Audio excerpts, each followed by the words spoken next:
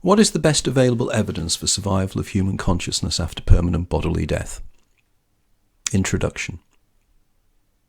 This essay is an attempt to answer both the question, what happens when we die, and more specifically the question asked by the creators of this competition, what is the best available evidence for the survival of human consciousness after permanent bodily death? The evidence I present supports a concept I call cheating the ferryman, or CTF, a model I have extensively discussed in several books and will be expanding upon it in my forthcoming book, which will be published in the summer of 2022. But firstly, we have to break down the question to understand it fully.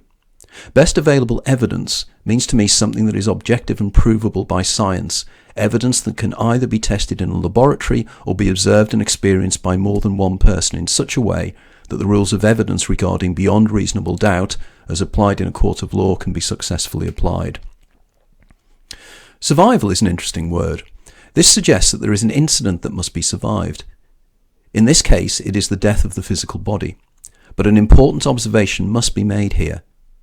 Death is something that happens in linear time. We can state I am dying, but we can never say I am dead. Only other observers can say she is dead. Indeed, even the phrase she is dead is grammatically incorrect because is the third person singular present tense of the verb to be, but to be dead is precisely not to be anymore. 1 second a person is alive and the next they are dead. They change from being to unbeing. So, to survive is to continue in some form, one that involves a continuation of consciousness, the next word we need to define. To be conscious is to be aware in some way of one's circumstances in space and time. For human beings, and we are focusing here on human consciousness, as is stated in the question, we mean self-referential awareness.